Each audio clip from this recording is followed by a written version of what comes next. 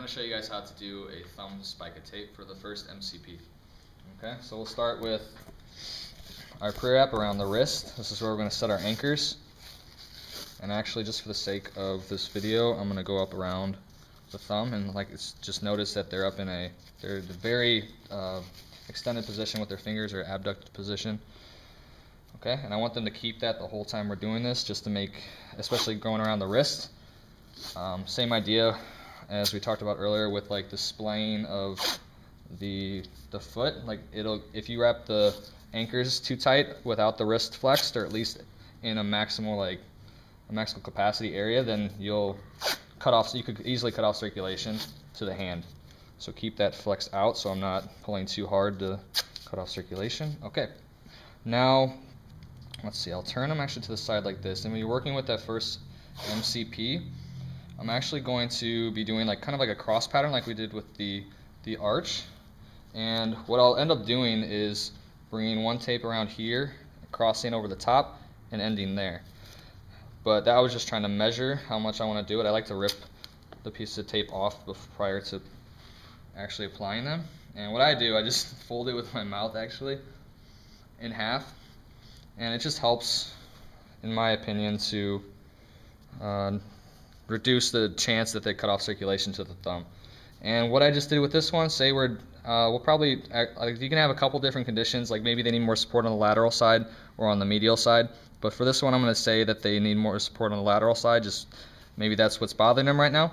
And I'll lay this one strip out to the side, and I'm actually going to come up and across and make that X pattern right below. Like I'm kind of on the MCP, but I'm just more proximal to it to start.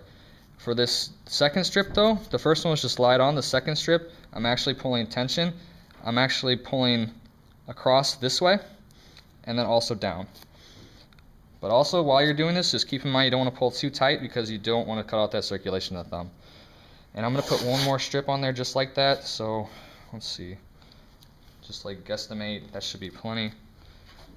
Do the same thing, fold it over. Thanks for getting that one. And I will lay this strip down nice and soft and keep those fingers spread. There you go.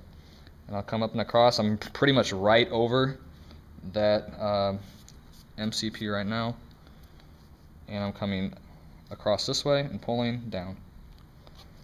You can also use half strips if you want to put just less tape on their thumb so they have a little bit more room. But the reason I'm teaching you this way is mainly because you kind of put more support on, but you also decrease the chance to actually cut off circulation to the thumb. And so if I do this half strip, I'll just kind of do one more strip to give you an idea. I normally do 2 to 3 wraps around the thumb. Just depends on what the person needs for support. And so just very similar to the ones last time, I'll do it a little bit higher just so you can get a better visual. But I'll come around here. I'm going to cross that X. This one will be just just distal to the MCP. And I'm pulling down this way and crossed. Okay, and now we're just locking our strips in place on the actual anchor. So maybe let's go a little bit.